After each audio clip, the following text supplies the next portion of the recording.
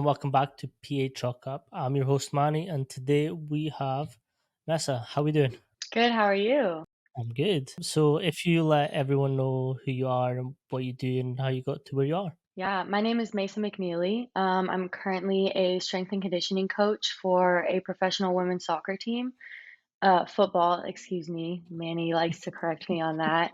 Um, Hey, I did it to Oscar too. I will do I it to know, everyone. I did catch it, and I'm trying to be better than Oscar. But yeah, getting here was a little bit of a journey. I spent about a year working in college basketball, actually, and I truly thought basketball was going to be my route. And I just feel like life has a funny way of showing you what you need and what you don't need. And so I ended up back home in Lexington, Kentucky, just kind of confused, didn't know what I was going to do, almost wanted to give up on coaching until I had just a real talk with myself and I decided to grind and finally get my CSCS and start interning again, which is not always fun, but I had the pleasure of working with our professional men's soccer team, which was a blessing for the past like 5 months. And we are now bringing on a women's team. And so I was fortunate to snag this position. And now I'm preparing for a whole year ahead of me as the head strength coach with the women's team. So yeah, I'm super excited. Nice. What's that transition like between going from basketball to football and now solely focusing on female? Ooh, it was a huge transition because I think for the longest I was so focused on basketball. And all of my research was in basketball, all of my time was spent in basketball. But I feel like in strength and conditioning, as long as you have the foundations and the principles, you can apply them to different sport, different ages, different times of the year. And so I was able to take stuff like from Daniel Bove, quadrant system, and apply that to our match days with soccer. Same thing as I worked with Connexon GPS with Hmm. basketball, and then now working with Stat Sports GPS with football. And so being able to have those foundations of like what are we looking for, and now we're just looking for slightly different things in football rather than basketball. I will say the culture is a lot different, especially just at the college level to the pro level, but basketball to football as well. The culture is very different, not How in a bad so? way. I think, I mean, just realistically, if you look at college basketball and it's a smaller team, you have a bigger team in football, and then not only that, the men's team, a lot of them come from different countries, and so the culture changes. I will say though, they are probably some of the most respectful boys I've ever worked with. Like every single training, it starts with a handshake, it ends with a handshake, and even looking at the women's side, I believe we will have a super high level of professionalism. And being a female soccer player myself, like growing up, there were always standards and rules that we abide by. And I just think it's like a female soccer thing. Basketball is a little more chill. They have different types of standards, but it was definitely a more chill environment, a different culture. But How has culture shifts happened within teams that you've worked in, and how did you then come into those sort of already established cultures and sort of try to fit in with them? yeah, it's difficult. I mean, especially being a female coach, I honestly was more scared about working with female athletes than with men. Yeah, which is weird. I think I was more nervous about working with male coaches, but as far as the male athletes, I feel like I could relate to them a little better. Just in a not in a sense that I'm female, but when it came to basketball, I felt like we had a lot of the same music taste and I came in, I'm like, "What's up, bro?" Like shaking hands. We're listening to NBA Youngboy. Like that was my vibe, a little bit more chill. So I felt comfortable around them. Even with the soccer guys, I felt like that too. I think with the women, sometimes I feel like there there's just different levels with women, Hmm. if that makes sense. I don't even know how to explain it, but I think Yeah. sometimes you have like your leader on the team, and then you have not so much the leaders, and the leader really likes to take over. And it's just on the women's side, it's a little different. Like girls can take things a little bit more personally. Like if you're watching practice and how they interact with each other, they take things a little more personally. Whereas I watch the guys and they'll cuss each other out, get mad at each other. and then they're eating lunch together right after that. And I think that's something I'm, like, weary of coming into the girls is, like, you have to be a little bit more careful about how you approach things and how you talk to them because I mean, as women, like, we Mhm. do tend to take things personally because a lot of the times it is personal, and so, yeah, I think it's a different approach, just in male-female side, and as transitioning from the men's side to the women, I think it's weird because we'll be a higher level of pro. The guys are Mhm. USL League One, and it's so different because you have guys who are this is the first team they've been on. You have guys where this is the like 11th team they've been on, guys who have played in the MLS, and so it's a really weird environment of different levels, almost different egos as well. But the women, like, we don't have as many opportunities for professional women's soccer in America, and I think for a lot of them, like, there's quite a few that are, like, 30 and just now getting this opportunity because they never had it before, and I think the culture is gonna be different because they want this so bad, like, Mm. they've never had this, they've never experienced it, or maybe a couple have experienced overseas, but to them, like, this is something they thought they would never get, and they have it, and they want to really grasp it and hold on to it. Yeah, Yeah, so I 100%. think I think that's gonna be really different. I think as well, like having a female in a male dominant environment can go one of two ways as well. It's like either you thrive, which ideally is what happens, or you get unfortunately crumpled by the intimidation of it. And the thing is, like, when I was at UW and Caroline was there, I sort of made sure that like every morning that I walked in, I would dap her up straight away. Mhm. Because like that little dap up can be like, okay, I actually do belong here. Like, Yeah, and I told her constantly, like, you deserve to be here. Like, you worked hard to be here, so let's fucking go. And I agreed. think it's that little shift between coaches that you can actually shape everyone's experience just by how you approach them as well. Yeah, and that's one thing too where, like, I've never been intimidated to work with male athletes, like, I'm confident in myself. I I'm good. I walk in, I know what I bring to the table, and I'm not really nervous about it. I can take a little, they like to a little Little banter, jab. they like to Yeah. call it yeah, I can take it, and I can dish it back, and they don't expect it. But what I was most nervous about was working with male coaches, and that is one thing where it's like, if these guys are watching male coaches come in and not acknowledging the female coach, not giving them respect, then they're like, "Well, why should I respect them?" You know? But if they're seeing their role models, their coaches praising this woman, respecting this woman, and allowing her in this space, then they're also gonna feel the same way. And thankfully with the men, I had amazing coaches I worked with that never once made me feel like I didn't belong there or like I was even I was just an intern. Most half 3 months in, they didn't even know I was an intern. I was going to work at my other job, and they're like, "Why don't where you been? Why aren't you showing up?" I'm like, "Dude, I don't get paid. Like, I gotta go make money," you know? But it's just because the other coaches have given me so much respect that they just knew to give me the same respect, which is huge. And I think it comes from that. Like, the whole reason I love this podcast is like, no matter your experience, I love everyone's opinion and take on the industry and their journey. That's like, it's good to support each other as well. Like, I've created a network of people just from coming in the podcast, and like, we just like push each other every single time, and I love it. Yeah, it's awesome. I agree, like, everyone has a different experience regardless of where you've been or what you've done. We can all take a little bit of something from each other. 1000%. Yeah. So I want to get into you starting up this year with women's football. What are the processes that you're taking to build out their year, and what are you trying to implement straight off the bat? Yeah, so it's gonna be a little difficult because they're playing a true European calendar. So starting in August when they have games, we will be playing until July.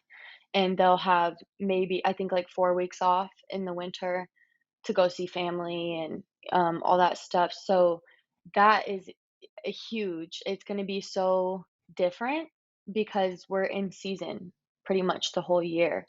So I've definitely had to take a different approach, like, programming for college, you have your annual periodization. We have our off season, max strength, basic strength, then power, whatever. And I can't really take that approach with them. And knowing too, where some of them are 22 fresh out of college and they had a great strength program. Some of them are 30 and they've been working a full-time job for the past 8 years. I don't know what their training is like. So yeah, it's gonna be a little different. And I think this year is gonna be a big learning experience for me. But I do thankfully my head coach is really well versed in the performance realm and he really trusts me. And so I really want to hit the weight room hard for the first like 5 weeks that we're here. I think we have 6 weeks of preseason. So the plan is to go a little extra hard for about 5 weeks, deload, and then we'll probably play games that first week.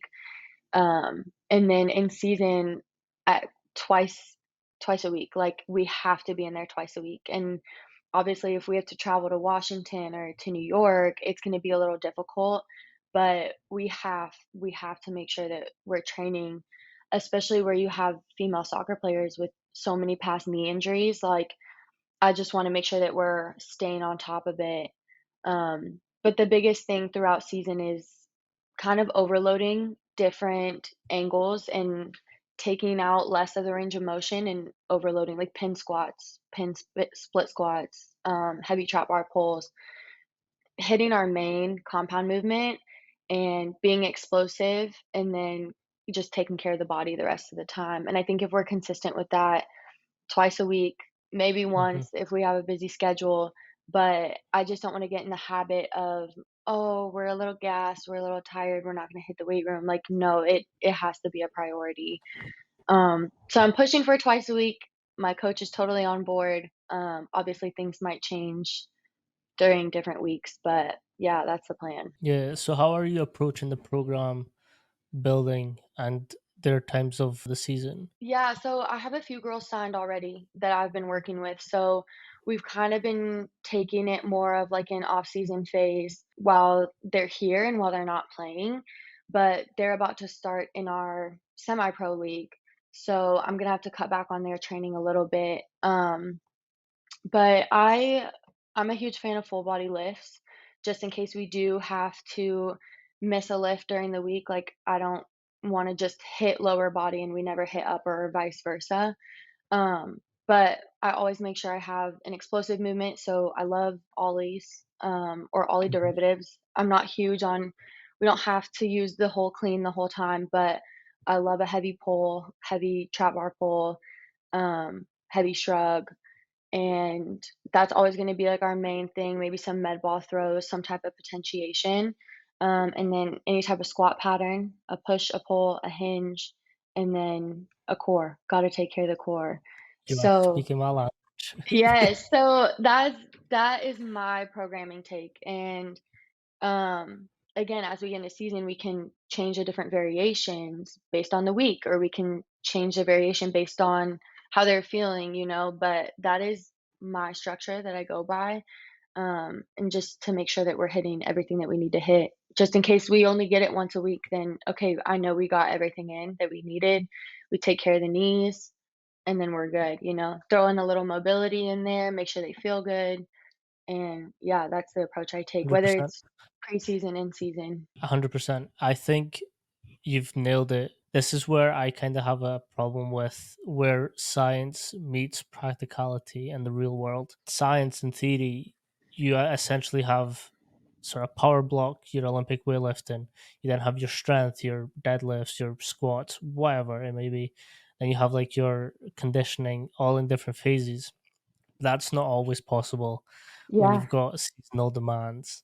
So like a preseason can sometimes be depending on coaching staff switches and whatnot, can be from like 3 months to like 4 weeks. I've had Mhm. preseasons that lasted 4 weeks. How do I prepare my athletes best for that? So I had to do power, strength, speed, all in different sessions of that week. They had three lifts, one power, one strength, one speed, or I've had to do even power, strength, speed, all in the one session, but split it up with rest time. Mhm. Like there's so much that can knock off that periodization, that you kind of just have to be adaptable. And like Yeah. you nailed it. Like there's so many variables that go into it that you can't always stick to this set periodization model. Right, it's just never gonna work that way. And I'm like, as long as I have my type of structure and I can always change it depending on what we need. But yeah, that's the same. Like in season, my idea would be, post game, maybe match day plus two. We have more of a recovery lift where we're kind of hitting full range of motion and feel good. And then we have match day minus one. That's more power, intense, moving quick. And maybe if we have time in the middle, we can hit more strength, but like you said, that's just not always gonna happen, so you have to I think at this level, like, the basics are always gonna work, and you have to be 100%. able to adapt on the fly. That's just how it is. 100%. Yeah. That's like that was one of the biggest lessons as well. Like you get pulled in so many different directions that you just have to like you kind of have to roll with the punches and see where it takes you. Yeah. I mean, there's days too we look at GPS and they were pushed a little harder than they were supposed to. And if we have an idea of, okay, this is supposed to be our high volume day, this is our low volume day, this is our high intensity day, and they got switched up, then okay, like now we need to change that in the weight room because they're gonna come in having just ran 4 kilometers and they're gassed, Now we have to adjust on our end. And if you aren't adaptable and ready for that, like it's you're not gonna you're not gonna work. It's not gonna 100%. work. You touched on something before, and I find this area very interesting. It's the ACL injuries, specifically in soccer. We should do the switch. I say soccer, you say football. Uh, and it's the amount of ACL injuries that happen in soccer, especially, but more even so with female athletes. And I don't think I've mentioned this to you, but I've mentioned it on the podcast. So my research, I'm doing research on female athletes and how the menstrual cycle impacts their psychophysiological sort of performance parameters. Because of the laxity and everything that happens during the menstrual cycle and the different phases and hormones, you are more likely to tear an ACL because of that. But then because your ACLs are even smaller than men's, is that even more likely. The thing that isn't spoken about enough, though, and I think this happens for men and females, most non contact ACL injuries happen because of the type of pitch that you play on, which is more a Mhm. 3G, like Astro type pitch. And like essentially the little fibers that the Astro pitches are made of, like hook onto the grips, to the stud, sorry. And that's what drags them down. So then when you twist and pull away, that's what makes it tear. So Oh, like interesting. this area very fascinating because like I know the NFL are doing it for the soccer World Cup. A lot of the pitches are getting changed into grass for that reason. Yeah. Yeah, we currently play on turf, but our new stadium will be grass, and we'll be getting a practice field that's grass. Which I think will be huge because, I mean, even we'll have sessions out. I've done speed sessions out with the girls, and they feel a little sore after because the turf, and it's like, we just know that it's not gonna be great for them long term. So I hope when we make that switch to the grass that maybe it'll help a little bit, but yeah, I mean, it is tough. There's less feedback in grass, so like there's less for you to like you kind of sink a little bit more. But Mhm. ACL wise, it is a lot better to play on grass than turf. Like, Yeah, it's quite hard to push against that solid ground and just keep going, yeah. twisting and doing. How do you specifically deal with ACL injuries and how they then progress their playing and programming from that? Yeah, so I haven't specifically dealt with an ACL injury with like return to play protocol. When I was with basketball, we had a lot of patellar tendonitis that I worked with, but that's obviously a very, very different thing. But as the girls that are signing are slowly coming in, like I'm very close with our athletic trainer and they fill out forms of like all their past injuries. And so already 2 out of 2 girls have had past knee injuries, past ACLs, um, amongst other things. So that makes me extremely nervous. It's scary, man. Like that's one of like the worst injuries, and I'm even seeing, like, this happened years ago to some of them, but one of them we're working on speed, which is stuff that she hasn't done before, like mechanics-wise, and she's nervous, like, she has to re-trust herself, Mm, and I feel for her, like, that makes me nervous, and I don't think she'll be the only one that I'll have to deal with feeling that way. I think there's gonna be quite a few girls that have had these past injuries. Um, but as far as return to play protocol for everything, we have different phases that we work. First 2 phases are with the athletic trainer, and then the last 2 phases are with strength and conditioning. We kinda work together. But it's just a lot of progressive overload. I mean, kind of adding some stuff at a low percentage, see how they deal with it, how they recover from it. If it's good, okay, we can add a little bit more, which is what we want. We don't wanna, like, do too much too early and then have to cut back. Um, but yeah, just slowly integrating accelerations, decelerations, change of direction, plyos, just starting off super slow and progressing them back into that. So hopefully we don't have any of those this season. Lord, please no. But if that's the case, they'll be fully taken care of with us. yeah. Yeah. No, and I think it comes from that is like your off season or preseason is crucial for what happens in season. Like with like American football, we did a lot of posterior train during the off season so that they at least had something to start off with when the season started and those demands started kicking in. Yeah. Then again, it's just maintenance. I think maintenance is overlooked. Like you get into season and a lot of players that like just focus on the games and Mhm. forget about every other aspect of their body.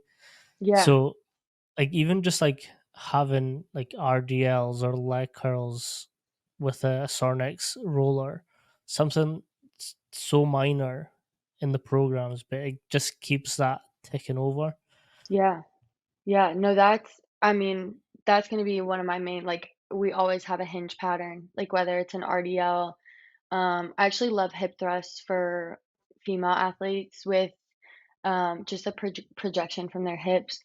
But yeah, like, other like, more knee dominant hamstring exercises, like, those are for sure going to be implemented with the girls. And then on top of that, high speed running. I mean, as long as we're consistent with that, preparing their hamstrings, their knees for all that, then yeah, that hopefully we can just maintain as much as possible.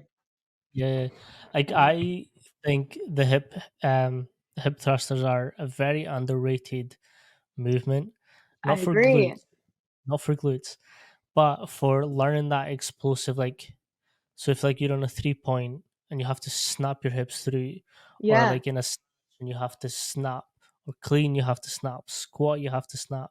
Like there's it's such a versatile movement mhm. because of this like TikTok, Instagram like Yeah, usage of hip thrusts. I'm just like, damn it kills it. me. It kills me. My dad asked me once too. He's a professor, so he goes to work out at the gym where all the college kids go. And he's like, "What's with all these girls doing hip thrusts? Like, they're putting, like, 300 pounds on it." And I was like, "I don't know, I could totally see it being used for athletes, but they're obsessed with it. I don't know why they're so obsessed with it. They're convinced it's for their glutes, Like the but builder. I don't know. If it works for them, I just mind my business and let them do it." Fair, fair. I know, but like I did. I'll admit to this. I have a friend. Her name's Hannah, and she taught me how like this sort of TikTok, Instagram people do their hip thrust. My glutes were burning, by the way. It Oh, was yeah. fucking tough. It was tough. Yeah. I will give you that. But like, I was like, it's just be explosive. Just fucking power through it. Yes. They don't even know why they're doing that, and I think that's what drives me insane, but That's the thing as well. Like this TikTok, Instagram, like I love it, and I kind of have to be in that space. yeah. But it's just like I hate sometimes seeing some people like big one for me is like going on TikTok and watching people's lives, and they're like talking about calorie counting with random people they don't know. Oh my I'm gosh, like, it kills me. insane. It kills Honestly, me, and as someone too, like, for the longest, people were like, "You gotta post your workouts, post your TikToks, you get all the" I'm like, "That's not my audience, though. That's not my audience. Those aren't the people I wanna reach." Like, I want to be on a completely different side of it, and that's why I've only recently started posting on Instagram, but I make sure it's, like, educational, and I actually have a degree and a certification to back it up, you know? Like, I'm not just posting my glute workouts, like, drives me insane. 1000%. And I Yeah. think that's this is a good point, and I think it gets overlooked quite a lot. Is like the amount of we're kind of speaking about it off camera, but it's how much qualification actually takes for us to get to where we are. And like I don't know your specific path, but like in the UK, you have to get a bachelor's. Some unis ask for masters, and then you have to get accredited, and then you can work Mm. Yeah. paid. Yeah, it depends here. I mean, if you're gonna work in the college realm, you absolutely have to have a bachelor's and CSCS, certified strength and conditioning specialist. And then I think now what's really big now is getting a graduate assistant position. So you'll like intern in a college. They want you to be pursuing or have your CSCS, and then you get a GA position where basically you go to a small school that it's two coaches who have 8 teams each, and they're like, "Well, let's just give the GAs 2 teams and have them do it." But I think it is a huge responsibility, like, that's really where you learn how to coach, like, because now you're given 2 or 3 teams on your own, and you have to actually do that. But then you get your master's paid for. So after what, a year or two, you have a master's, you have the experience. So then you can go apply to a position in a college, and now those are now your credentials. You have your CSCS, your bachelor's and a master's. Um, and I know a lot more people like I would eventually love to get my master's. I kind of just skipped on that, and I was fortunate enough to get a position without having that. I don't know. I don't think all positions like require it, but I mean it doesn't help. It wouldn't hurt to have it, you know. So it's definitely something I'd want to do, and I do want to get USAW just to have it and What's that? CPSS. The USAW, it's just like, weightlifting certification. Okay. There's a level 1 and a level 2. I think the level 2 is um, a little more respectable of a Mhm. certification, but a lot of coaches have it. And then now working in the soccer realm, a lot of coaches also want their strength and conditioning coaches to be Class A soccer coaches and Mhm. have, like, that license as well.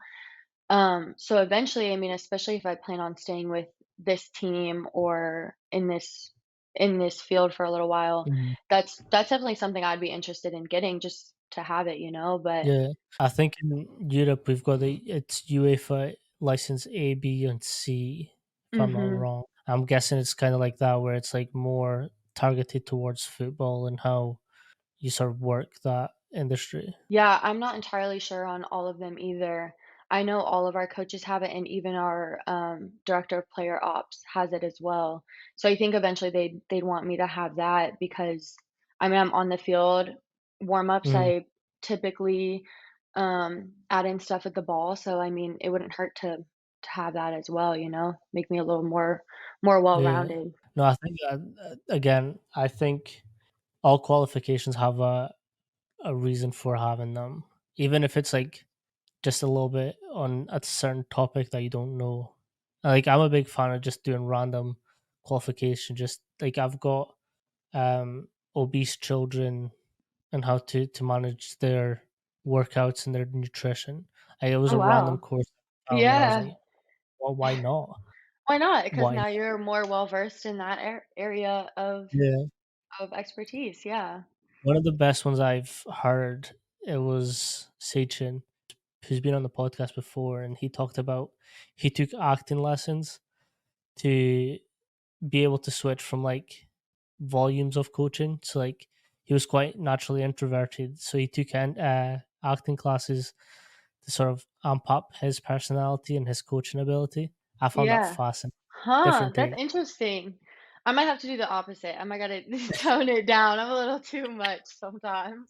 That's It's all crazy. about intensity. You gotta keep it Yeah, that's just who I am, and they gotta take it or leave it. 100%.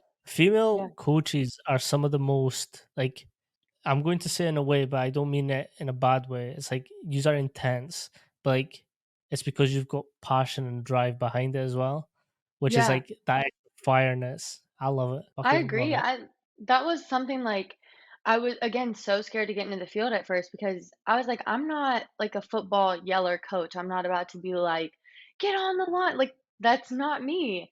And I do have a lot of passion and I think I bring a lot of positive energy.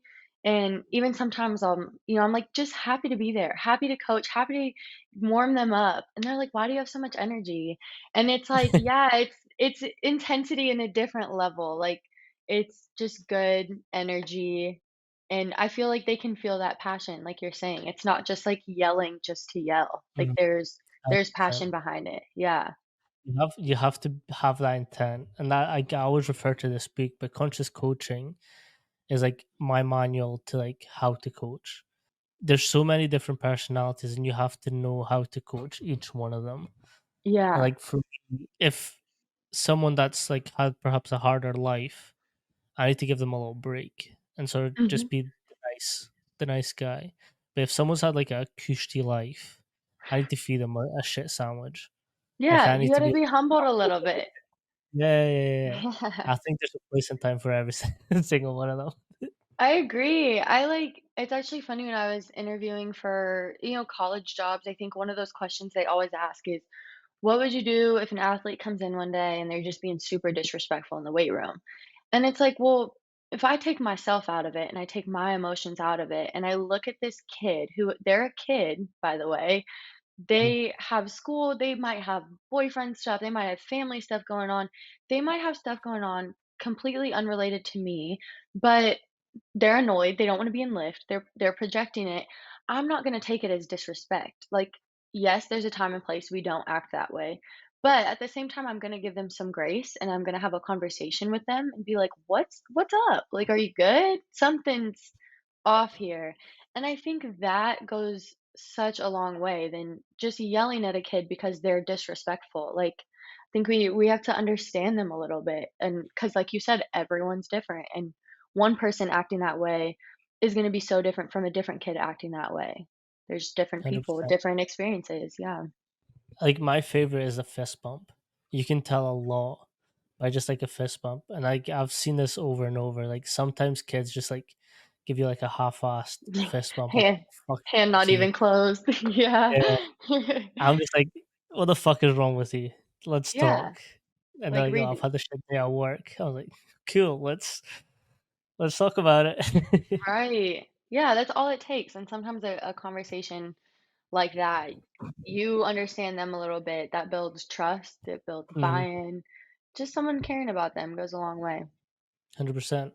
What's the processes that you're taking to ensure that as soon as everyone is coming in, you start that culture and you start building that process with them? Yeah, I'm a little nervous, I'm not gonna lie. I don't know any of these girls coming in, don't know anything about their past. And I think there might be a little bit of an ego, like everyone's kind of competing with each other. But that's one thing that my head coach and I is we're huge on the culture, on the leadership, on the standards that we're going to have throughout.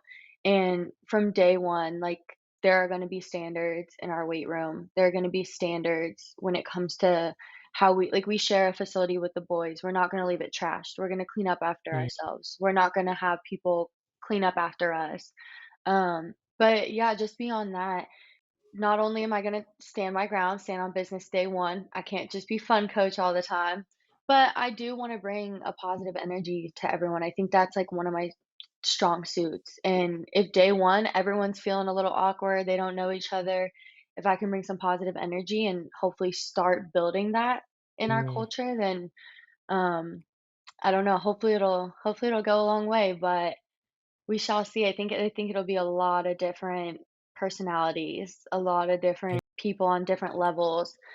Um, Especially I if you've had like players going international and then coming back and then doing little bits and bobs straight from college and stuff. Yeah, it's gonna be so different. And I think it's also weird being 26 because there's girls who are 30, there's girls who are 28, there's girls who are 26. And what I don't want is them to think that I'm like their friend, that I'm Mm, here, just as their friend. Like, nope, I'm on coaching staff, but we can still have a good relationship and we can still build a good culture. I think you'll maybe have a few leaders that are gonna try and lead that, hopefully in a positive way. Um, but yeah, I think it'll be a process that maybe I'm going into it thinking I'm gonna do these things, and then day 1, I meet everyone, and I'm like, "Whoa, this may not be the approach that I can take." So, I don't know, I yeah, may have to adjust on the fly how I approach things. I think that's huge. I think that's the key though, is like going into it, just having that first day and just being like, okay, this is where we are. How does that measure up to what I expected? And let's try and figure out a way through it. One of the Yeah, best things I saw, and that was when I was with the SRU development squads, sorry, the Scottish Rugby Union squad, and the coach had an open door policy, which pretty much meant if that door was open, like any athlete, any player can go in and just like talk about their day, talk about anything, and yeah, that was a good way to build that trust with the coaches to be just like, I'm not just a coach, like I'm here for you too. I yeah, think like that really shaped how I also approached athletes from then on, because mhm. like I've always opened that door and been like, look, if anything's happening in your life right now that you kind of want to just like talk about, or you want to talk about uni, college, whatever it is, like what you've just said, is just having that approach where straight off the bat, yes, you're fun coach, yes, you're there to have a great time, but let's also know when to play and when to like be serious about it. Yeah, absolutely. I think, like, building trust with them is weird too, 'cause everyone's new. It's a new league, it's a new team, so it's gonna be a little difficult, and I just wanna open conversation to a lot of people, straight off the bat, I'm not just gonna wait for them to come to me, like, kinda get to know them. My biggest thing is getting to know, like, who are they as a person, not just an Mm, athlete, you know? Like, I know these athletes have been athletes their whole entire life. That's what they're introduced as, that's what they tell people they are. And just getting to know them as people, like, who are you as a person? Do you have siblings? What do you like to do for fun? What kind of music do you listen to? Those like my favorite things to get to know them, and it opens up conversations in other ways. And then 3, 4 weeks go on, and you've just slowly built trust with them little by doing stuff like that. And then, if they're off one day, or you just wanna check in and you're like, "How's your mental? Like, how are you doing? How's your head?" This is gonna be new for everyone, it's gonna be rough. And I think just, yeah, checking in on them in that way, like, people don't always ask you that, like, mm. "How are you doing mentally?" Like, "Are you okay?" People don't always Yeah. ask that. But I do think What's too, your like, sorry? what were you saying? I was just saying No, off no, the you're bat, good. like, you can't really ask someone like, "Hey, how's your mental?" if I don't know them.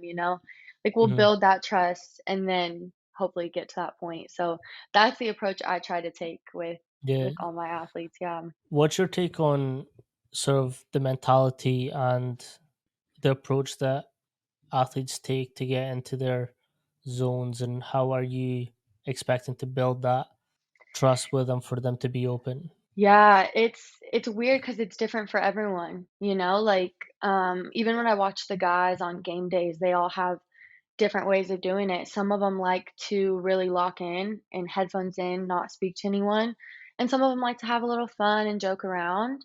And so one thing we do have sports psychologists, which I love, Mm, and it's one thing that we've talked to them about of like, "Hey, let's kind of talk to everyone before game day, figure out what's your game day routine look like? How do you wanna be talked to? Do you wanna be off by yourself?" And then that way we can get to understand them a little better so that when game day does come, if, like, let's say they're wanting to have a chat and have fun, but I'm just ignoring them because I think they want to lock mhm, in. Like, I can't assume for them and they can't assume for me. So we need to have that open communication of what do you like, what do you not like? And I will respect that. I'll respect mhm. whatever you wish. Yeah, I've developed this saying is you don't know what you know until you know. And Yes, it's I just love like that. so you just have to ask. Like Yeah. I love to ask questions to make sure that the way I approach them is how they like to be approached. Mhm. Like I know with some athletes, like there's one athlete that like he liked to talk shit, and I mean like he would be like hyping himself up, like "Let's go! Did you see that?" And I was like, "Okay." And like this came from a process of like trial and error. But like he did that to me, and he kind of like chest bumped me, and I was like, "Sick! My granny can do that. She's dead." Yeah. So he burst out laughing, and I was like, "Okay, Yeah, I've got he you." So thrives like off from then that. on, yeah. So like from then Yeah, on, we were just like, yeah, like I know exactly how to push you, and I'm going to make sure I annoy you as much as I can, so I can get the exactly. best out of you. Yes, that's a part too, is, like, on the weight room side, like, not every athlete loves a weight room. Like, that's something as strength coaches, like, we have to accept. They don't love the weight room like we do, and we can't force them to love the weight room, but, like, you can see some of the ones that you can talk shit with and have fun with, and then some that they don't wanna be there. They really just don't wanna be 100%. there. They wanna get it done and get out of there. They don't wanna joke. They don't wanna laugh. They don't wanna talk shit with you. And yeah, like having to take a different approach with them too is it's a weird experience, you know? Yeah, there's also those athletes that love to question why we're doing something, Oh, and I yeah. think they're just as important. And like Oh, this yeah. also takes a little bit of you having to tame your ego a little bit. And like I've Yeah. definitely had this, and athletes question like, "Why are we doing this specific movement? Like we don't do this out in the field." And I'm like, "Well, let's break down the movement and Mhm. see where it can potentially apply in the field." I think it was the bench press, like and these guys are like O line, D line. It's like a lot of what they do is push. And I was like, Yeah. okay, let's take bench presses. What it's this movement, right? Like, yeah, Horizontal push, yeah. yeah. So like, do you do that in the field? I was like, oh yeah, I do. Well, there Yeah. we go. But like, Right. I like getting questioned as well because it.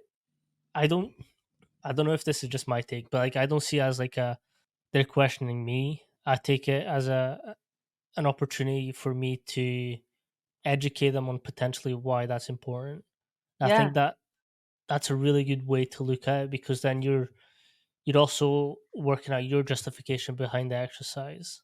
Like if Yeah. you can explain it to them and it makes sense, you're not. I refer it to as like you don't throw shit at the wall and see what sticks. Right. Like this program has to mean something. If they're Yeah. doing it, it has to mean something. I totally agree. That's in my internship program, like, one of the things they taught us was, like, have a reason for everything. And I've almost found myself now to where I am explaining something, like, demoing something that we're doing, and I'll throw in a little of, like, this is why we're doing it. But I also love the people that ask, like, "Hey, why are we doing this? Like, how is this gonna make me a better soccer player?"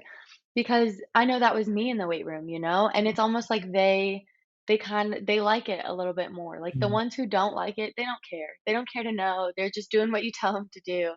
But I think the ones who are a little curious, like, they actually enjoy it a little bit more than they think they do or they say they do. And yeah, I just again take it as an opportunity, like you said, to talk yourself and your reason for programming and educate them a little bit. 100%. I like to think, and this was said to me by one of my lecturers, and it's we're in this industry or in this profession because we've had a good experience that's good enough for us to like really want to pursue it. There is some that's the opposite, whereas like they had such a shit experience from it that they want to change it. So they want to Yeah. be the complete opposite. But like this takes me back to when I started S&C and like my coach, the year after like 1 year in, he was like, here's my process. And I was 14 at the time. Here's my process. Build yourself a power program. I was like, okay, what Yeah. exercises? And he was like, Yeah. think about it and go. So like that was my first program. It was horrible. I think I Yeah. still have it. It was garbage, Yeah. but it got me to think about like what movements go where and why use them. Yeah. No, we had to do that as well. Like, the first program I wrote was god awful, and I look back and I'm like, "This is this is trash. But we had to present it and have a reasoning for it. And they were like, you know what? This wasn't great, but you were confident and you had reasons. So it could work. Like you could make it work if you wanted to. And I was like, And nope, it's this is definitely trash. But but as I've always taken that with me. As long as I have a reason for something, then it could work. yeah, this is why I love university because like no matter how wrong an exercise can be in it, if you justify it the right way, you will pass. Oh Like yeah. my perfect example is like we had to build this 6 week program, and I put bicep curls in for every single day. But I explained in the sense that I wanted to create buy-in with my athlete because he was a 17-year-old hockey player. So I was like, Yeah. for him to trust me, I need to throw him something. And like my Yeah. coach ate that up, and I was like, yes. Yeah, see, like, it can work. It can absolutely work. It's funny. No, so yeah, it's just your approach and justifications. I think that's a good exercise no matter what stage of your career you are. Like I've definitely like asked head coaches like why is that there? Is that and then I gave them my thought process behind it and they were like actually I've got a slightly different take, but that's a good point too. Yeah. And yeah, it just makes you so much like such a better coach is like having that justification because I've definitely seen coaches that just like throw shit at the Yeah. wall, see if it sticks. It's also too, like, I think in the culture that we're in with Instagram and TikTok, and you see so much crazy stuff, from, like, private contractors, and so professional athletes and when they have the money to go get that, they're like, "Why are you having me squat when this person's saying squats are actually terrible for you?" And, like, that's Mhm, also something where it's like, science is not black and white. There's many different scenarios where this may work and this might not work, like and so I think having that too, because I mean, people don't they don't always buy into a pretty basic plan. But it's like, mhm, okay, go try the Bosu ball squat, throw in something. I don't know, like the random stuff that people do on IG that they just want to do it because it looks cool. But it's like, I mean, we gotta talk science here. Like, mhm. it could work, I guess, if he has a justification for it, it could work. But science is not black and white. Like, there's reasons for a lot of stuff. I know what coach you're talking about, and I love talking shit about this guy. We'll not mention his name here, but I Oh, love talking shit. oh yeah, oh yeah. I mean, it's just ridiculous. But what do I know? What do Um, I know? I mean, I think you know a lot better. I'd like to think I do too, but Lord. What's your approach to speed development, and how are you sort of programming that for your athletes? Yeah, so I love speed with soccer athletes. So I worked with Les Spellman I've known him for a couple years now. My dog, shout out Les. And so I learned a ton from him when it comes to speed. And so the girls that I have signed now, we've been working a ton on mechanics and acceleration and now sprinkling in some max velocity as we're getting closer to them starting. And it's just crazy like how much they're so backside um, and they don't have any of the motions from their hips, like, there's no front side mechanics whatsoever when it comes to soccer players, and that's something where, like, I was that way for so long, and I've completely transformed my mechanics and acceleration and become a better athlete, and I think Oscar touched on this in the last one of just how often soccer athletes accelerate in a match, and how important that is. But beyond that, high speed running as well, like we need to hit those qualities. So the way that I approach that once we hit in season is going to be through GPS. So the coach that I work for, he actually has a different type of periodization when it comes to his training. We do a lot of like we do a couple weeks of big sided, then we do a couple weeks going a little smaller and then smaller down to 4v4. So, what I had to do is take what he gave me for a 6 weeks plan and think, okay, well, if we're going big sided, we're not getting as many collisions, as many change of direction. It's not as intense as we're getting there. So, what we need to do is the opposite. We need to train that. Whereas small-sided, we're not opening up, we're not getting that high speed running, so we need to train that. So the way I'm looking at it is, throughout the week, we kind of looked at it as if we played a game every week. And so we went, okay, these are the days that will vary our volume and intensity. And then on certain days, trying to incorporate more change of direction qualities, deceleration qualities, just in the warm up, throwing them in there when we can, if they're not going to get as much on the field, and then vice versa. If they're getting too much of that and we need to open them up and get more higher sprints, then one thing that I loved, the coach I worked for, Ian Cossack, with the men's side, he would throw in a block about halfway through the training, and we just opened them up for a 50, 60-yard sprint, and we're like, "Okay, go hit 2 of them, and then you're back into training." So we're still hitting our high speed running that we need to hit even while they're practicing, you know? And so it's training those qualities and getting that max velocity, and then we can look later at GPS like, "Okay, this is the speeds that they hit. This is, what percentage of their max velocity that they hit. We wanna hit about sub max," whatever. And so, yeah, just trying to sprinkle that in throughout training sessions, whether it's warm up or whether it's after the first or second block, almost to a point of like they don't even realize that we just did it, Mhm. but we're doing that to keep training those qualities and to not lose our speed. Yeah, so are you essentially saying that you're sort of flipping what the main program is? So like on the bigger ones, you're focusing on shorter, and then as it gets smaller and smaller, you're elongating those runs. Yeah, yeah. So the periodization tactic that our head coach is going, we'll for 2 weeks we'll go just 11v11s, and I guess Hmm. we'll do like set pieces, some walkthroughs, playing bigger sided, stretching it out. So more than likely, especially Oscar talked on this too, our wingers are going to be getting those runs there, those longer runs, whereas they're not really getting the change of direction that we would get when they play 4v4 in a small-sided in a smaller game. So we're kind of training those qualities then because they're getting their high speed running and then vice Hmm. versa. Yeah. Sorry. Speed fascinates me, and me and Oscar kind of spoke about it. It's that vertical and horizontal ways of pushing and getting that speed work in when there's so many different factors. And I loved his take on it because he just let them run as they run, and then he would Mhm. correct if absolutely necessary, but he would just let them run and then implement what they needed on it. Do you have a similar take? Is there anything that you do differently? Yeah, I like to sprinkle in mechanics in like the warm up. So if I can throw in some switches, some marches, um, some stuff like that in the warm up, and then they're kind of working on those mechanics without even realizing it. We do a Mm, lot of A series as well. Just to me, I think that's so important for them. Like, obviously, yeah, you've been running like this your entire life. It's pretty fast. It's working. Like, cool. But I think we could make it a little better, you know? We could just add in those little things to make it better.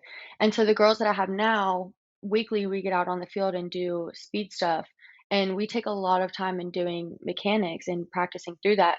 They've never done that before. These girls are mm, 24 and they've never done it before. And it may not make a difference. And I tell them too, it may not make a difference right now. You actually might see a little bit of a decrease because you're decrease. relearning how to run, but then I promise we're gonna get better after this. And so, yeah, just trying to get them thinking about how Mm. their body actually moves when they're sprinting, and trying to sprinkle in those mechanics when I can, even if it's in a warm up, a couple switches, a couple marches when we can, then hopefully, I don't know, it may not help, but yeah, I'm gonna try it.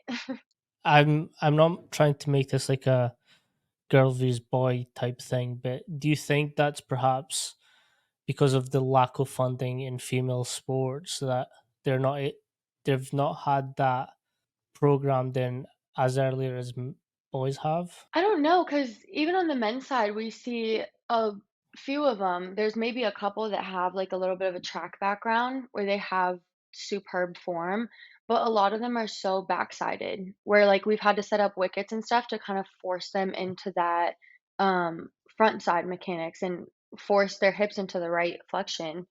I just think it's a soccer thing, honestly, Yeah. and something I've seen with women too, and not necessarily with the guys. I've seen this more in some of the younger girls, is their arms are so weird when they're running. Like, I've trained some youth athletes with speed, and they're so stiff here because they don't use their arms when they Mhm. play. And so I'm like, yeah, maybe it's not gonna change much for you what you think. It's not gonna change much to change your, torso, like, change your arm positioning, but I think it absolutely helps. I just don't think they've ever been educated on it. I don't think there's a lot of, like, soccer coaches, even into the college level, that know how important it is or even recognize that they're running wrong, if that makes Yeah. sense. Like, I'm guessing it's the same as Europe, where it's quite prevalent that soccer athletes haven't had real S&C, and it's still a little bit like, does it work? Does it not for football athletes? And this more comes from like the head coaches and what their thoughts are on it. Like I've Yeah. spoke to Division One, like Premier League, S&C coaches, and like they've said the same thing. Is like it's quite hard to get S&C into a team where it's just like no one knows what it is, and I think Yeah, it they're is a just soccer. so soccer based. Yeah. Yeah, That's like to a and certain it's extent, I get it. Sorry. No, I was saying it's just funny, like, on the basketball side, people love to say that hoopers don't like to lift, but honestly, like, I've had a lot of they're built a little differently, it may not look Mhm. great, but I've had more buy-in from them, like, the coaches want them to lift, but on the soccer side, it's a lot more of like, "Yeah, we don't need to do that, we need to be on the field, we need to play more soccer," which Mhm. I think I do think it's just a football thing in Yeah. general. On your running mechanics and torso movement, I once coached a soccer athlete. His arms moved the same as his legs. So like right leg would go Oh. forward, right arm would go forward. Oh And I stopped. god. I was like, "Tell me you're joking." And he's like, Like, "What?" He's like, "You're have running. Is that how you run?" And he was like, "Yeah. What's wrong with it?" And I was like, "How do I teach him to do the opposite?" Yeah, So left arm goes, right leg goes. And I was yeah, like, "This is we just saw like I just let him run for a while and just watched." I was like just taking it in, that's and I was like, painful. "Okay, this is what we're working with. Let's try and Yeah, switch." And like to get him to switch, difficult. yeah, especially when they've been doing that their whole life and that just feels normal to them, it's like doing what's actually right feels wrong because it's Mhm. just not his normal. Yeah. Yeah, it's like again, S&C is so wild. Like the thing I love about it as well is like people don't consider on field S&C to be a thing. Like you've got your speed development, you've got your change of directions, Oh, you've got yeah, your like braking mechanics, you've got like there's so much as well that goes into it. Like you can even program power into those running mechanics. You can go mad ball throws. You can like there's such a wide thing. Like you can do so much. That's just yeah, like well you're saying you can do it in the weight room and outside. And it's like, yeah, right. Yeah, it's fun. It's a lot of fun, I think. 100%. Like I geek out every single time I speak to someone, and like I love conversations. And I love doing this podcast because like every day is just like me talking S&C to someone else. Yes, Like I love it. this is It's nice perhaps to what. have It's nice to have Sorry. people to, like if I talk to my parents about it, I'm like, they don't care. My friends don't really care. It's like, I love talking to people that get it and they enjoy Mhm. it just as much as I do. Yeah, big shout out to Kev Green, and he put it the best way. He was like, honestly, if my friends speak to me, or if anyone speaks to me, they think I'm boring as fuck because Yeah, all I speak about is strength and conditioning I and just like know. being in the weight room. And like that resonates so well with me because like I'm the exact same. Like I just love talking about S&C. I do. If I you get do me love going on it S&C, I can go on for it years. forever. That's something like recently I've tried to almost like tone myself down a little bit because I'm like, I need to remember that I'm a person outside of being a coach, and I Mm, have hobbies and a personality outside of being a coach, and I think, like, recently, it's really hit home for me. I've talked to a lot of coaches who are in their, like, 30s, 40s, and they're just now being like Oh, yes, I want to enjoy my time outside of being a coach because they've just burnt themselves out for Mhm. years of just being S&C, and I don't wanna get to that point. I wanna be able to enjoy it and love it and still love it outside of here, but still be Mesa, and not just coach Mesa. I wanna be Mesa as well. Like, I have my own hobbies and personalities, and I do 100%. find myself thinking and talking about it way too much, and I'm like, "Let me go read a book that has nothing to do with S&C and just be me for a second." Mm, 100%. So it was my birthday a couple days ago, and Ah, I happy birthday. so thank you. And I've got a Switch. I love a Switch. Oh, yeah? So I just play like I got a new game for it, and I just like I've just been like on my off time. I've just been playing, like completely Yeah. switching off. Or like lunch times, I'm a little bit free on my lunchtime, so like I'll go eat my lunch by the beach because like I live close to the beach, so like Yeah, just chill. So I completely get it. Like I do. yeah. Like It's little you stuff have like to switch that. off. You have to, and I think that's big in taking it to, like, our athletes too, especially at the level that I'm now at, is, like, sometimes I ask them the question, I'm like, "What do you guys do for fun? Like, what do you do?" I used to hate that question, Hmm. but because I used to be like, "What do you mean? Like, work out? I like to work out. Like, that's what I like to do. I like to read." And I'm like, "No, what do I like to do for fun?" And same when you ask your athletes that, it's like, we are still people outside of being Hmm. a coach. Like, we need to be that sometimes. Yeah, like this is a perfect example. I was once walking around Seattle and a couple of players like clocked me. They drove past me and honked. Like no one knows me in Seattle. Like I'm from the Yeah, UK. So like yeah. I was like, what the fuck is going on? And they were like, "Hi coach." I was like, "You have a life?" I was like, "Apparently." Yeah, like, it's almost shocking to them. But that's, like, one thing where I've always made it a point to still have a personality as a coach, like, Mm, and obviously being professional and knowing when to turn it off and when to turn it on, but, like, yeah, I like to listen to NBA YoungBoy. Yeah, I have tattoos, and I like to get cute and dress up, and I like clothes, and I like reading other stuff other than research, like, I always like to have a personality when I'm a coach to let them know that, like, "Hey, I'm also a I'm a person, human. and I'm not just a robot," like, I think that's huge, like, human connection is so important in all forms, and when we can even connect like that and not just be player coach robots, Mhm. I think that's important. The best thing I think of that is like, so I love making mistakes when I'm like coaching because it gets me the opportunity to be like, I am also a human, and like Right. just up to and just be like, hey guys, I fucked up here. This is Yeah, completely me. That's my bad. Let's start from the beginning. This is what we're supposed to be doing. yeah, they respect that too. Mm, I think that's huge. 100%. What's your favorite thing about GPS units and how you use them? Because I like getting people's opinion on this. Yeah, my favorite thing is how we look at acute chronic ratios, but when we Mm, go down to acute of like the week leading up to a game, how we can monitor our workload throughout and how we can vary the volume and intensity and then do the same in the weight room as well so that they can be fully prepared. I think it's so fun to me and it's so cool to look at like, okay, Monday, this is how we're going to approach it. Tuesday, we're going to ramp it up a little. Wednesday, probably going to be our hardest session. Thursday, we back down. Friday, super intense, and then we play. And mm, seeing how like, even the athletes can feel it. Like, on Wednesday, they're like, "Dude, I'm gassed." I'm like, "I know, but tomorrow we're gonna cut back a little bit. Like, just trust the plan."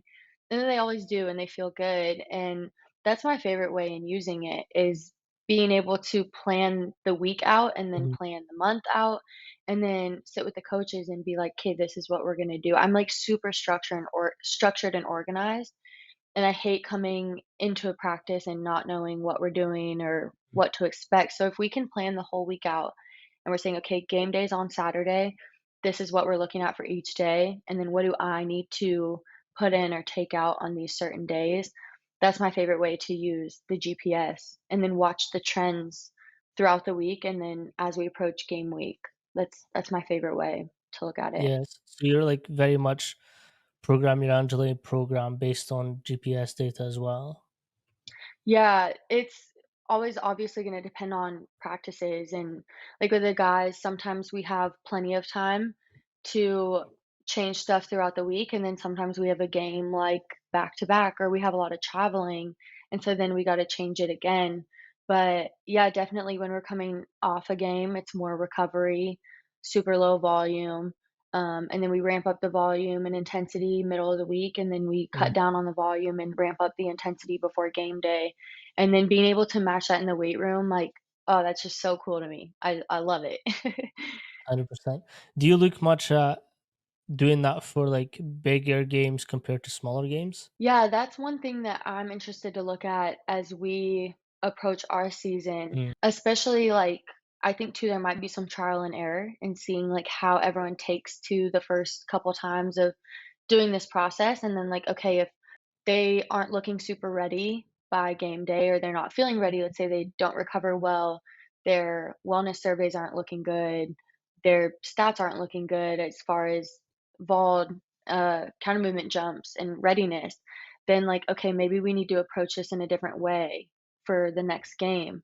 And if we have a bigger game coming up, maybe we need to deload a little bit mm, or look at it in a different way, and then also on top of that, using it for girls that don't play or girls that get low minutes. Like, okay, well, we need to make sure that they're matching that demand as best as they can, as close to game day as possible, so that they can recover and be ready throughout this next week, just in case they have to play more minutes next week. Um, so yeah, I yeah, mean, I'm not entirely sure how it's gonna look when we come to season, and I don't think we even know our opponents yet since it's a new league that we're unsure of who we're playing and who's on their team. So it'll be interesting. I think we might have some times where we might mess up a little bit and we might have to change it the next week, but it'll be interesting to look at those trends and see what we can fix from there. 100%. Is player readiness something that you look at like pretty regularly, like day to day, or is it something that you like do at the start of the week and see how they get on? Yeah, so we use, wellness surveys with the guys, and that's absolutely something I'll be using with the women as well. Um, and so that gives us an insight day to day of like, okay, they didn't sleep very well, maybe they're coming on with a cold, maybe they are having a bad mental day. But then we also test jumps. So for the guys, they do it match day -2, and then they do match day +2. So they don't jump Mm, every day. And so I've talked to a couple people about this, and I'm interested to do some research on this as well. It's a USL rule that we can't see the players the day after a game. So our reasoning for the guys doing it match day plus and -2 is because we can't do +1 because we can't see them. We can't require them to come in. Um, but I kind of like the +2 because we're looking more at how they recovered rather than how fatigued they were. Like, obviously, we know they're gonna be fatigued after a game. I think their jumps would tell us that, like, we can infer that, and our jumps would tell us that. But seeing how well they recover, like, some guys, they come in a little groggy, and they're like, "Oh, I'm not gonna jump very well," and then they jump, like, the best they mm, have. And it's like, "Okay, maybe you whatever you did for recovery really worked." Like, maybe that was good. So that's also something I wanna look in because our coach and I as well are super big on, yoga and active recovery and getting them moving the day after a game. So if we're able to do that with the women, maybe looking at what we do the day after a game, what type of recovery we do, and how they recover from that and how ready they are match day +2. yeah, So, I would recommend you look at Caroline Gagne's page. She okay. is amazing. I'll put that up. Yeah. She was with me at UW, and she did the yoga side. So she mixes Mm. like yoga and whatever sport, Oh, nice. and she's got Oh, like yeah. loads of videos for that as well. Awesome. I love Caroline. She is one of the best people to like pick their brains on Awesome. in I'll definitely have to in connect with her. recovery stuff. Yeah, Yeah. I'll send you her stuff as well. Super cool. But she is awesome. Like she is awesome because Nice. like she does exactly that. As like Luke said, the yoga side, and how to incorporate that into sports. Yeah, and that's something too where, like, if we're in season all year round and when we're traveling, like, that is something that I would love to incorporate with them, and just after we've been on a flight Mhm. across the country, like, let's get in and move a little bit, do some yoga, so yeah, that's something I'm really wanting to incorporate with them this year. That's awesome. Someone else. So I had Ali Vanderberg on my podcast. She was the nutritionist at UW. She's now the Okay. nutritionist at Alabama when they switched over. Um, and she was speaking about like hydration through traveling, plane or bus, Mm, whatever. Like you essentially have to drink 2 times what you do on land just to keep up the hydration levels. And like that to me was wild to find out. I was like, yeah. you lose so much water during a flight that you have to replenish even more. Yeah, that's actually extremely useful to know. That's crazy. And that's a part, like you said earlier, you touched on about, like, athletes at this level having to do all of the things and not just play your sport, like, we have to be on it when it comes to all other aspects because it really plays such a role in how you 100%. perform. And like Yeah. that's the thing, like people don't like when people are criticizing athletes, they don't think about like all these nitty gritty things that they go through. Is like first of all, not only is he playing at the elite level, but something as little as like not having enough water during this flight can throw. Yeah, and then that's your money on the line, like, that's your Mhm. job, and people don't really take that into account, or I don't think people give athletes enough grace sometimes. They're like, What's wrong with you? Why are you playing like crap?" It's like, dude, we just traveled 12 hours. Like, you try that and then try to go play. Like, let's give them a little bit of grace. That's a lot to keep track of too when you have so much in your mind going on and other factors, boyfriends, girlfriends, family stuff, and you got to remember to drink water. Like, that's just exhausting. Like, I don't want to remember all these things. Like, gotta give them some grace because it is hard. Like I've spoke a lot with the UFC Performance Institute, and their their process is so dialed in with like because they've got athletes coming in from every direction. They hold such a tight knit group that no matter what comes up, they'll send them to that team's like straight away. So like if the S&C coaches notice that they're a little bit sore, like more than just DOMs, they'll send them to the physio straight away. If they're Oh yeah, like feeling a bit like something with their stomach or something with their nutrition isn't adding up, like they'll send them straight to the nutritionist. And I think that's such a key thing between teams is like everyone has to be on the same communication level and like oh not yeah. be scared to be like, oh, you actually just go straight to that person like right now. Yeah, I went to a conference not too long ago and one of the coaches spoke on that about like everyone in your team has to be aligned. Like you said, I can't as an S&C coach, I don't know everything. If there's something that I don't know, I will find someone that knows the answer for you that is more well versed in that area. And I will say that's one thing I love about working on the team level over like the private level is when I see these kids once a week on the private level and I don't know what their sport coaches are telling them. I don't know what they now have, like, weightlifting in school, so I'm like, I don't know what they're telling them, and they come to me. I don't know if they see a doctor. I don't know if they see a trainer, and there's no communication, whereas, like, I can walk into our athletic trainer's room, I can walk into our team doctor's room, I can walk into the sport psychologist's room, the coaches, and if we are all in connection and constantly communicating about those things. Like it's all for the athletes. Like we're here to make Mhm. the athletes better. And if all of us can come together and be in alignment about that, like that's best, honestly. 100%. I agree. Like, and Yeah. like anytime I work with a team, I'm always very straight up with the coach. I'm like, this for this to work the best, me and you have to communicate as much as possible. Like if I can see a player's lacking, I'm going to tell you straight away. And like Yeah. vice versa, if I will tell you all the data and all the information I have on the player so you can make the best informed decisions. That from then on is out of my hands if they apply it or not. Mhm. But you kind of have to be like, this is what's happening in the gym. This is what's happening on the field. Can we make the adequate changes for that player not to suffer injuries or not to go through fatigue, burnout, all that stuff? Yeah. No, that's like I think when picking a job, I mean, people always say like you interview for a job, but you almost have to interview your coaches as well, like and figure out what their style is, what their leadership type is. And to me, like you said, like, that communication is huge, and I love being an S&C coach, but one thing I love about my head coach is he was like, "No, we consider you an assistant coach. You are part of our coaching staff, and we shouldn't just be separate, like, we're constantly together." Nice.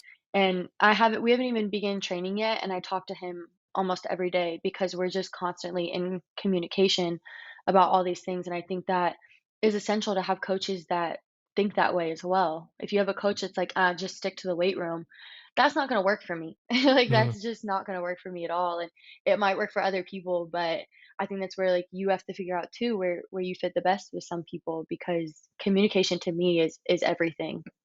100%. Especially when Oh, like people's health is on the line. Not only are yeah. they athletes, but like they're relying that's their work, that is their job. Exactly, and if they don't have So that, they're not getting paid. Also, when you get to the pro level, like, you have other factors too. You have owners who want to make mhm, these decisions, and if their best player is injured, they're not mad at the player, they're mad at us. What are we doing wrong? Like, we're losing the club money. We're losing this athlete money, we're losing them money.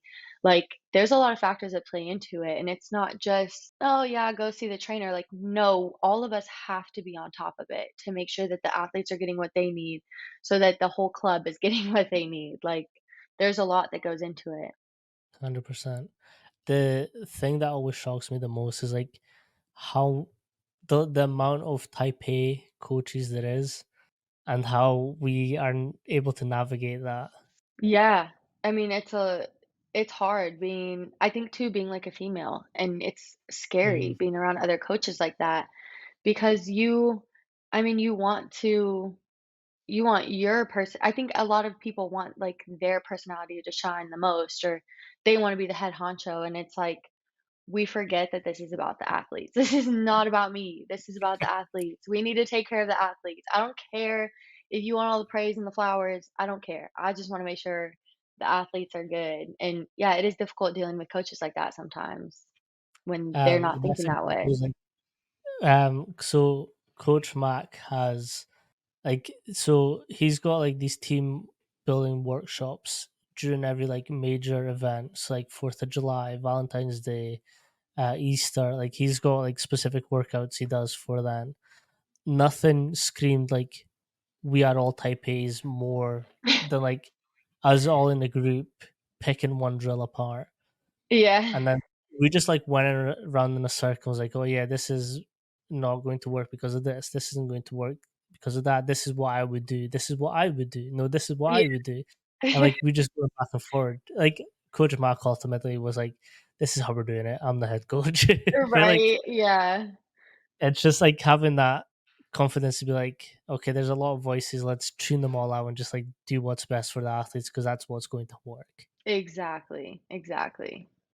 What's your favorite go-to story or phrase to dial your athletes in? Every coach has one, and I want yours. Lock in. Lock Mm, in. Lock in, and here we go. Every time we start practice, here we go, on the line, and lock in. If especially if they're mm, bullshitting, and I'm like, "Y'all, we need to lock in." Like, "You are not focused, I need you to lock in." That's my nice, go-to every time for sure. Lock in. nice. I love it. I want to start like a little thing where I get every coaches to tell me theirs because I find this very fascinating. So like mine's is shy boys don't get sweets. And that just means like if you want something, fucking go and get it. No one's going Yeah, to give it to you, so let's fucking go. let's go. I don't have anything that exciting. Mine is just like, Lock-in's good though. "Let's lock Lock-in is in. good because it's like that little Let's flip fucking of the lock switch. in." Right, yeah, because we could be having fun, but okay, we need Mhm. to lock in, and you can say that in many different tones. You can say it louder, you can say it quieter, but it all means one thing, we need to lock in. That's it. Mm, love it. What's your PR song? Oh, man. See, this is where when I was interviewing for one of the small schools I was at, they asked me this, and I said, "Anything NBA YoungBoy.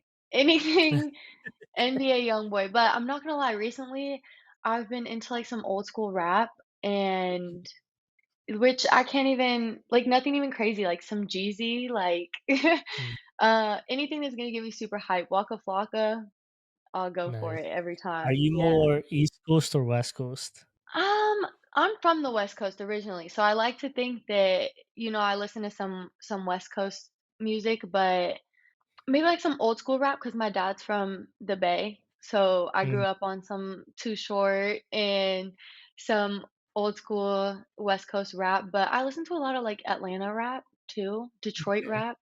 Yeah, can't lie, nice. I do. We previously spoke about a player that we both know, and all he listens to is like artists from Florida. Like Oh, yeah. I respect it a lot, but like I was like, because like I like to ask athletes like their favorite music, because like I'll listen to it and then we can connect there too. Like I don't Yeah, mind me and them there, and I was just like, this is going to be a challenge because like not only do I have to listen like to find these artists, because he was like they're very small, like you will not find them. I was really? like I found a That's couple, and I was funny. like, so like me and him just like started vibing on that. Oh, But that's like awesome. it's just like I love getting people's music tastes, and like I've had some like what was it?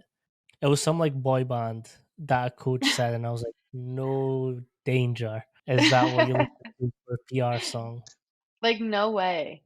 I think it's funny, like, I always feel so out of place sometimes in the S&C world, like, not only as a female, but I don't know, sometimes I just feel like it's not really my place, but I've always said I'm going to be myself regardless. I don't fit in with a lot of people, but I'm gonna be myself. And all the coaches that I worked with, after they had interviewed me that or asked me that in the interview, we're all hitting PR one day and they put on some like rock, like some heavy metal. And I was like, God, no.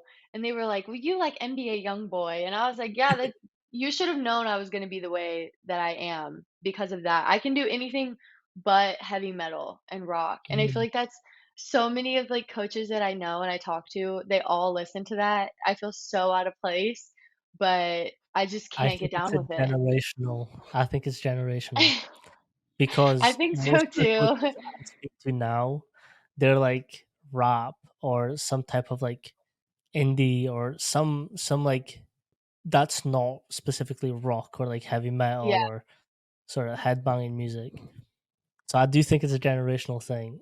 But in Yeah. saying that, and a lot of people hate me for this, but I will stick to it. Sometimes Nickelback gets me there. Oh god, no, no. I would if that came on when I was trying to hit a PR, I'm taking the weights off and I'm leaving. I'm leaving. Absolutely not. But like, and this is where like it differs so much. So, like sometimes like suicidal thoughts by Biggie, that gets me in the fucking zone. So like I'll Yeah. tune that in and I'm fucking dialed. I'm locked in. But like Everyone sometimes has like their just random songs. 100%. Like this is weird. So cardio wise, and again, I hate him for everything that he's done, but his music's fucking undeniable. It's Chris Brown. I fucking like some of his I deluxe have to agree with albums. that, unfortunately. Yeah. Like I, if I'm doing cardio, he's getting put on. He is the only person that gets me through cardio. That's crazy. See, I've recently gotten into, like, house music a little bit, Mm. and Drake did a little bit of, like, a house music-ish, I don't know if you would call it that, album, Like though, the passion and fruit type. yeah, he had a whole Yeah. album, Honestly Nevermind, and it was, like, all those Yes. vibes. Yes. Yes. Yes. And, like, that whole album and I have a few other, like, house music type songs. When I was training for a half marathon, that's, like, all I would listen to. It just calmed me and just made me feel a vibe when I was running. But the weight room, completely different story. I need something Mhm. hype. 100%. The use of music is so important for strength coaches. It's Oh, wild. yeah. I know, and it's so the team I work with now, we're still new, but the owners of the club own a gym. So we train out of this gym, so we don't have our own weight room. Mm, So it's been a huge struggle for me not being able to have like I don't care what the girls want to listen to, even if it's not my choice. If it's gonna get you hype while you're lifting, I want you to put it on. And not having a weight room where they can come in and plug their phone up and blast their music, it's hard because it's hard to get that Mhm, the buy-in, again, it's hard to have them wanna be there when we don't really have music we wanna listen to, and to me, like, when I'm lifting, music is everything, like, that completely changes the tone for how your workout's gonna go, and mhm. the culture of the environment as well, so, yeah, it's hard not having that. 12% performance increase when you listen to music you like. Fun fact. Really? Yeah. Oh, that's a good one. Cause I mean, I had athletes once, my basketball girls, like, some of them like country, and I hate country. So, I know personally if I'm gonna go in and it was a max day and I'm listening to country, I'm not gonna perform well. I'm just Mm, mentally gonna be at a block. And one of my girls, she's the absolute best, I still talk to her today, but she was looking so down, and I was like, "What do you wanna listen to?" And she was like, "No, it's fine." And I was like, "No, dude, what do you wanna listen to? You don't wanna listen to this." And she was like, "NBA Youngboy." And I was like, "Okay, turn it on." She hits a PR. I'm like, "See? That's it definitely has an impact on mhm. how you perform." 100%. It's Yeah. like it's proven across like different like disciplines as well, whether it's longer distance, shorter distances, lifting, like you do get an increase straight away. It's Wow, wild. that's awesome. Yeah, that's good to know. Yeah, honestly, claim that. Yeah, I'd be like, tw just walk up to 12%. the gym speakers and be like, my players need to perform. Fucking Yeah. plug. That's what I'm planning on I've gotten pretty cool with, the front desk guy, so slowly but surely, I'm gonna start having him turn the music up a little bit and play our playlist. Soon enough, we're gonna be blasting some NBA YoungBoy in there.